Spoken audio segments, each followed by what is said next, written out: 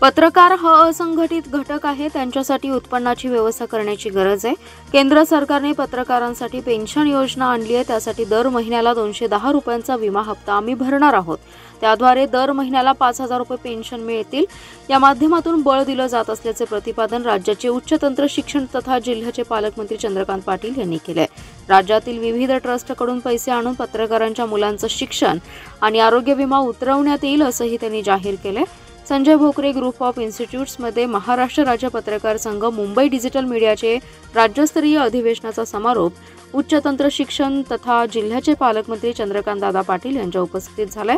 या प्रसंगी आमदार गोपीचंद पडळकर, ज्येष्ठ पत्रकार अशोक वानखेडे, महाराष्ट्र राज्य पत्रकार संघाचे राज्य संघटक संजयजी भोकरे, डिजिटल मीडिया संघटनेचे प्रदेशाध्यक्ष सिद्धार्थ भोकरे, इंद्रजित घाटे, योगेंद्र थोरात उपस्थित होते। चंद्रकांत दादा पाटील म्हणाले, पत्रकारांसाठी उत्पन्नाची व्यवस्था करून दिली तर सर्व गोष्टी व्यवस्थित होतील। पंतप्रधान नरेंद्र मोदींनी आणलेल्या पेन्शन योजनेतून पत्रकारांना बळ दिलं जाते। पत्रकारांचा विमा हप्ता राज्य सरकार भरण्यासाठी प्रयत्नशील आहे, त्यामुळे दर महिन्याला 5000 रुपये मिळतील। त्यांच्या मृत्यूनंतर पत्नीस दर महिन्याला 5000ची पेन्शन सुरू राहील। याशिवाय मृत्यूनंतर वारसांना 8.5 लाख रुपये मिळणार असल्याचं त्यांनी सांगितलं।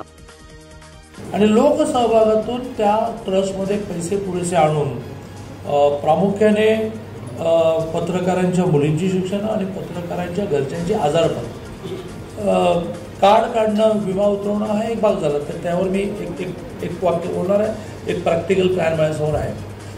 तर तो ट्रस्ट सगळ्या पत्रकारांची काळजी करेल। पण मग किती करेल?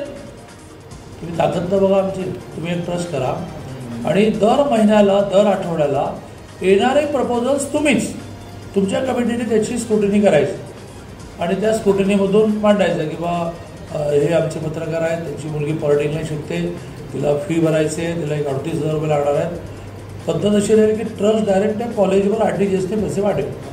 सेम अबाउट आरोग्याच्या बाबतीत तर सोपं असं आहे की इतकं मोठं नेटवर्क देवेंद्रजीने उभं केलं आहे, मी उभं केलं आहे, गिरीश महाजनने उभं केलं आहे, खरं म्हणजे तुम्हाला पैसेच लागणार।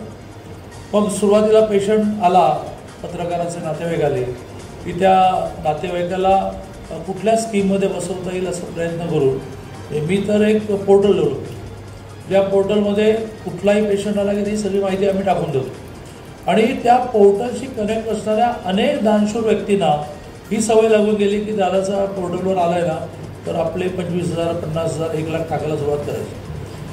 32 लाख रुपये खर्च येतो अशा प्रकारचे ऑपरेशन सुद्धा स्कीममध्ये बसलेले 2-5 लाख रुपये वजा झाल्यानंतर आपण लोक सहभागातून मिळवले। एका कोल्हापूरच्या रिक्षावाल्याच्या मुलीचा पाठीचा अख्खा कणा बदलला 32 लाख रुपये खर्च।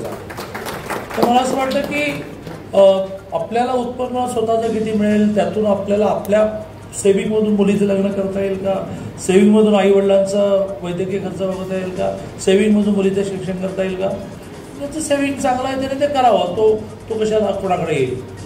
पण वारंवार मला फिरताना जाणवत आहे की दिवसभर काबाड गोष्टी, म्हणजे आमच्या शेतावर जाणारा मजूर जसं दिवसभर उन्हामध्ये काम करताना बघून मनाला वेदना होतात, तसं महिला पत्रकार सुद्धा दिवसभर एखादा नेता येणार आहे, मग त्याला मला पकडता येणार आहे, त्याच्याकडून कधी न्यूज मिळणार आहे, म्हणून दिवसभर उन्हामध्ये महिला पत्रकार होता असं। रात्री 2ला बाहेर पडावं देवेंद्रजीच्या घरी, 10 पत्रकार उभे आहेत, त्यांची बातमी मिळेल, त्याच्यामध्ये 4 महिला, 2 वाजले, जा की घरी।